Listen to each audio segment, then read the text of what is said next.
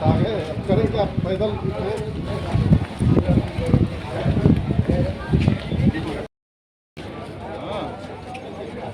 मैं कॉलेज में ड्यूटी कर रहा हूँ।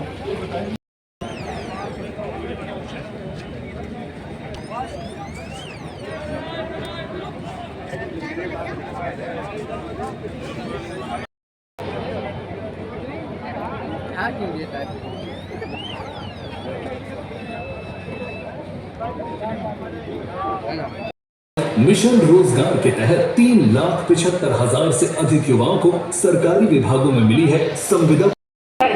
रोजगार मेले के तहत हमारे अभ्यर्थियों को तो नियुक्ति मिल ही रहा है, लेकिन आज के इस कार्यक्रम में टैबलेट, स्मार्टफोन और हमारी विभिन्न योजनाओं के तहत हमारे मैनपुरी के उस सफलता में, उस जीवन में भी साबित होगी। एक बार पुनः लोकार्पित हुई परियोजनाओं की आप सभी जनपद निवासियों को बहुत बहुत बधाइयां, शुभकामनाएं। और एक बार दिल की गहराइयों से श्री माननीय मुख्यमंत्री जी का हुए हमारी यशस्वी माननीय मुख्यमंत्री जी अपने जो कि हम सभी के प्रेरक स्रोत है, मार्गदर्शक के रूप में हम सभी के साथ होते हैं और स्वागत की अभी भी हमारे साथ लोग रहते हैं। ऐसा हम लोग प्रकट हुआ था, मैंने कहा था कि यहाँ भीड़ इतनी है कि भरेगी नहीं।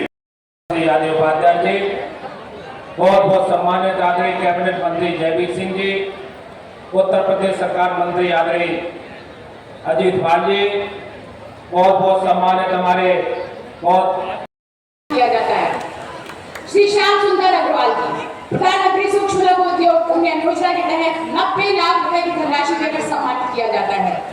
आपको श्री रजत और करहल विधानसभा क्षेत्र से जुड़े हुए मेरे सभी उपस्थित बहनों और भाइयों, एक साथ 450 करोड़ रुपए की परियोजना के लिए मैं आप सबको हृदय से बधाई देते हुए आप सब विकास की नित नई ऊंचाइयों को छुए, इसकी कामना के साथ आज मंच आपके बीच में यहाँ पर उपस्थित हुआ है। बहनों और भाइयों, मैं सबसे पहले अभिनंदन करता हूं आपका कि मैं लगभग 2 घंटे लेट में यहां पे आया, क्योंकि लखनऊ में, लेकिन सबके बावजूद आप जिस धैर्य के साथ, जिस उत्साह के साथ आज इस समारोह में है, मैं इसके लिए हृदय से आपका अभिनंदन करता हूं, आप सबका हृदय से स्वागत करता हूं। बहनों और भाइयों, आज यहाँ पर करहल की जो अनेक विकास की योजनाओं को आज यहाँ पर प्रस्तुत किया गया है, उसमें यहाँ की सड़क की परियोजनाएं हैं। यहाँ पर करहल में एक हम लोग ग्राम पंचायत अहिलापुर में एक मिनी स्टेडियम भी देने जा रहे हैं, ग्रामीण स्टेडियम का निर्माण भी करने जा रहे हैं।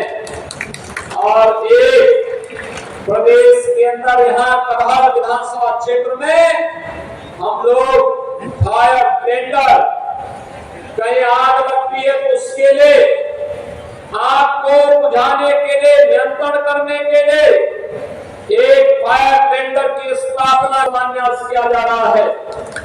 विकास की जितनी भी परियोजनाएं हैं जिनका लोकार्पण हो रहा है या जिनका शिलान्यास किया जा रहा है, इन सभी योजनाओं के लिए मैं मैनपुरी जनपद और खासतौर पर करहल विधानसभा क्षेत्र के आप सभी मतदाताओं को, यहाँ के नागरिकों को हृदय से बधाई देता हूँ, अपनी शुभकामनाएं देता हूँ।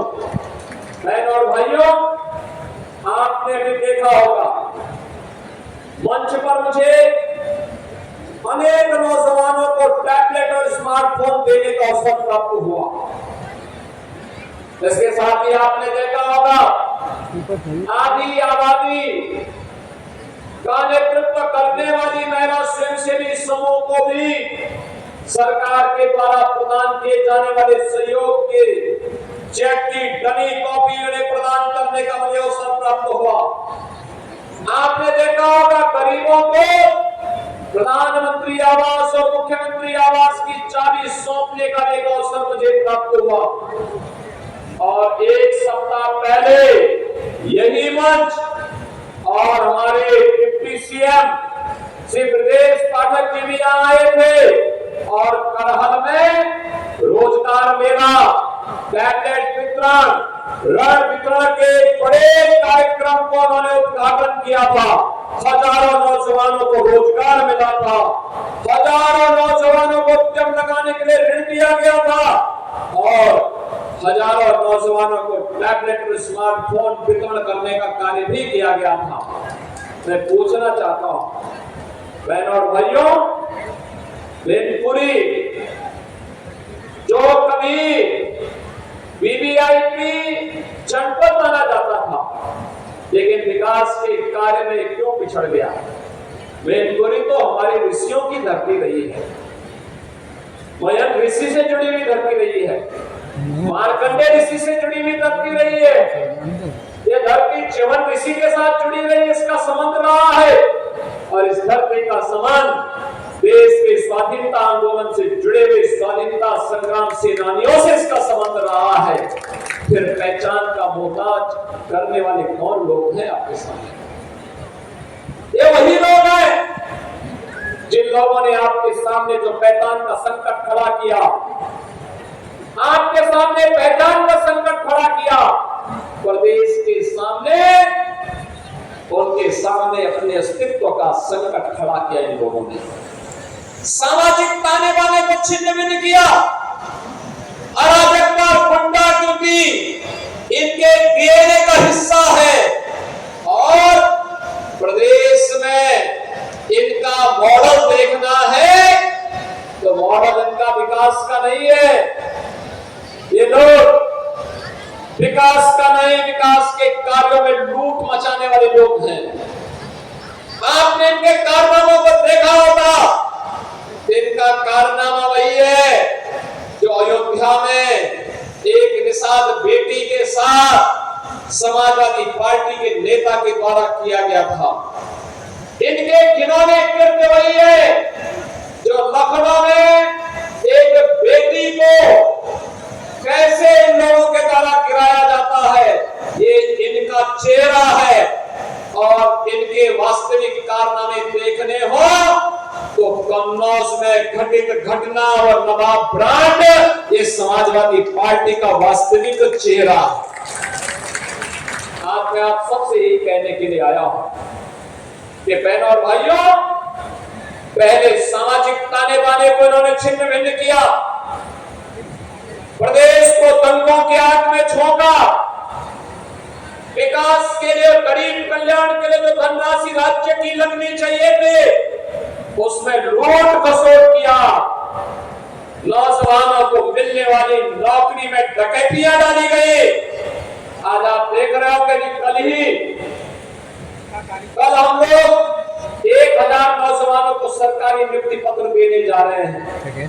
अभी हाल ही में आपने देश पुलिस पद में नियुक्ति के लिए हम लोगों ने परीक्षा सफलतापूर्वक संपन्न की। मैं कहता हूं ये देश ही नहीं, दुनिया की किसी भी सिविल पुलिस की सबसे बड़ी भर्ती थी, सबसे